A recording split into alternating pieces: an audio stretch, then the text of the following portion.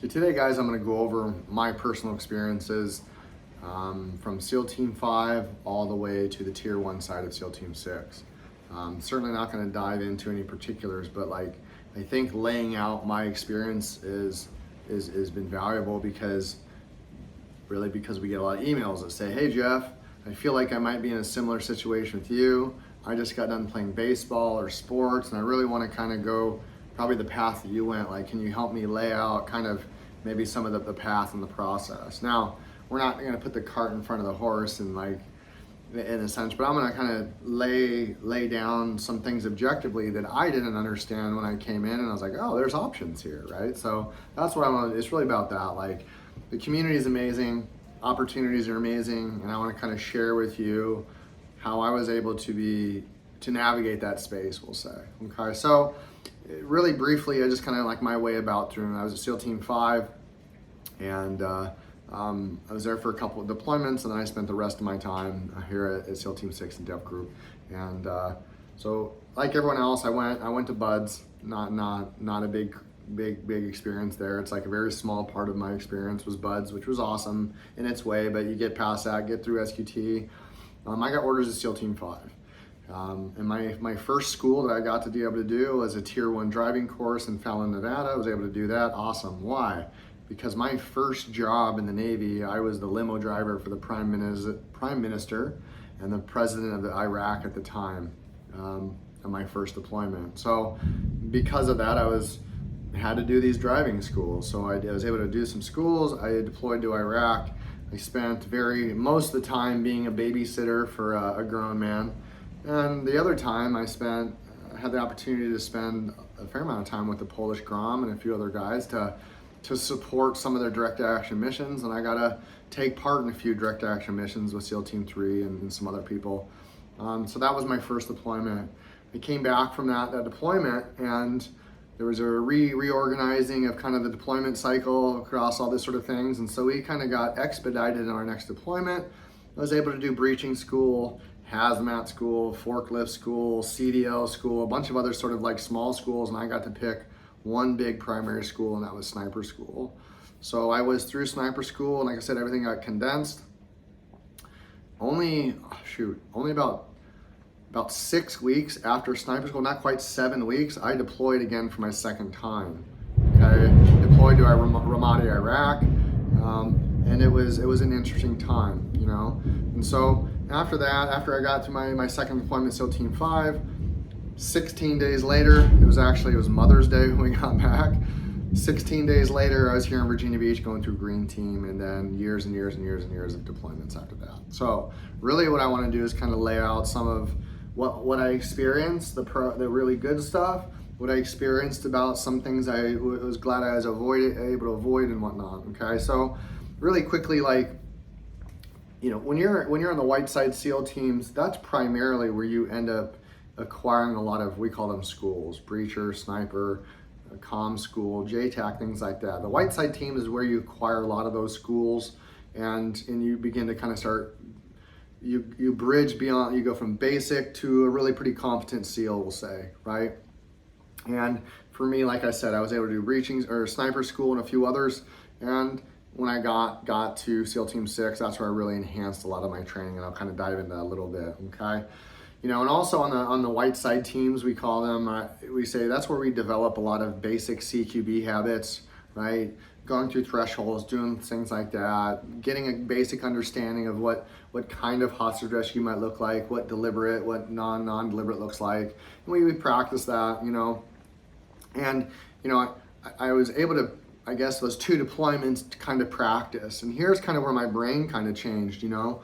I had an opportunity after my first deployment to support Blue Squadron in Nashville, Tennessee. So a handful of us at SEAL Team 5, we flew out to Nashville. I had never been around any of those guys, never been around Dev Group, never heard, like really even, I've heard of them, but I'd never seen them, right? You know, because I'm on the West Coast. So we show up in Nashville, and quite frankly, at the time, you know, I'm through sniper school. I had been through a deployment. I was, you know, working on my professionalism, my second deployment, and I felt good. You know, I felt kind of competent. I felt pretty ready. Blue Squadron starts doing their clearances, and I just was like, whoa, this is like, hey, wait, who are these guys? These aren't SEALs, because I'm a SEAL. And what they're doing, how they're moving, how they're communicating, is like, I haven't learned to that degree yet. Like, these guys are like little ninjas scooting around, not talking, and their body language is like, oh my God, this is what I thought Navy SEALs were gonna be and look like. And it totally shaped my thought, right? And so I was a sponge. I was asking a ton of questions. I'm like, what is this gear? I've never seen this gear. Why do we have this shitty gear? And why do you guys have this awesome stuff? And like, why? Like, it completely opened my mind to like, that's where I want to go. So I screened, I got picked up, I went on my second deployment, came back from my second deployment, and that's where I went right into my green team, because I screened before my second deployment. And what it made me realize too is that although I had learned a ton of stuff at SEAL Team 5, really valuable stuff, I had been around a lot of good SEALs, and I learned a ton. What I realized is that the level of learning that SEAL Team 6 has was different. And I was like, I gotta experience that. I wanted to feel like I had done so many CQB reps, I could do it in my sleep. And at that point, I didn't feel I didn't feel as competent as I saw the body language of the guys from Blue Squadron for the first time. I was like, I can't move that way. So I felt really inadequate, honestly. I felt very unsafe. Was I? Not necessarily, but here's my thought. So I deployed my second time. I come back and I go to Green Team, and within the first 3 or 4 weeks of Green Team, I shot more with accuracy, with deliberate control, with reps. I shot more in my first 3 to 4 weeks in Green Team than I did in my entire 3.5 years of BUDS, SQT, and 2 workups with SEAL Team 5. And I was like, oh, this is the place that I can hone my skills to the top of the game. And I was like, holy crap, okay, like I gotta go do this thing. And I was in a Green Team, and it was awesome. Like, I can tell you that my experience is that what I thought a Navy SEAL was going to be, what they looked like, how they moved, how they interacted, how they communicated, the jobs they got, the opportunities they got. I thought like all SEALs got that. And then I found out where it is that gets all of that. And I had to go there. I had to be there. Like, that was my only purpose. And so I was blessed. I was fortunate to make it through, do many, many deployments there.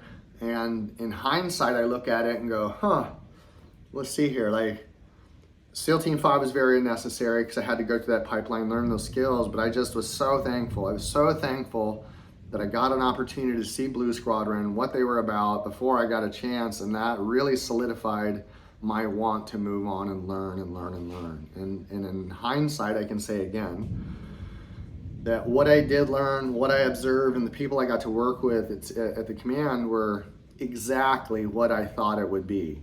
Right? From the skill, the people, all those sort of things, everything that my intuition, everything that my heart, everything that I thought that a Navy SEAL would be and do was here in Virginia Beach. And I'm so, so thankful. And that's what I wanted to say is, like, you can definitely get your skills on the white side.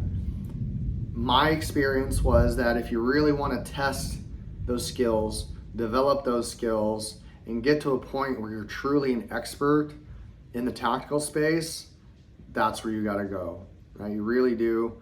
And it's not, again, I was a little bit underwhelmed with what I got at SEAL Team 5, even though I learned a ton. I just wanted more, and I wasn't going to get it at any of the white side teams what I wanted. So that's kind of what I'm looking at. And again, my last thing in hindsight was I really wanted to master this job.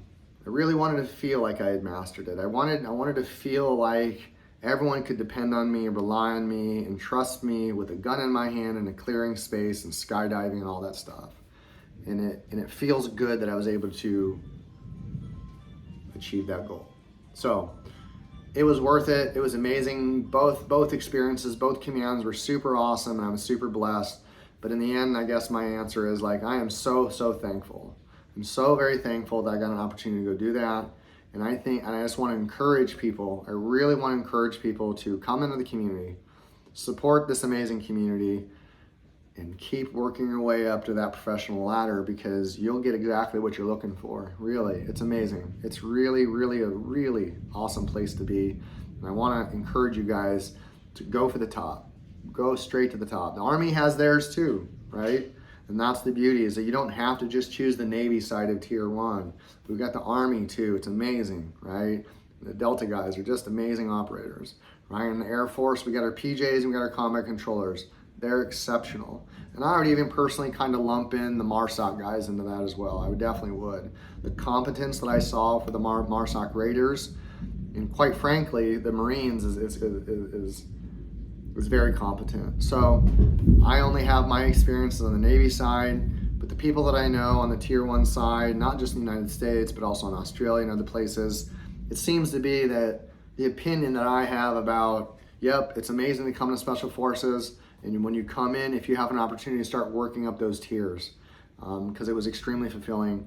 And it seems like a lot of guys that go down that road are very fulfilled too, at least as far as work quality and work satisfaction. Guys are really quite satisfied on that side. So again, I just want to say I'll encourage you to try to go for it, because in the end, it's certainly worth it.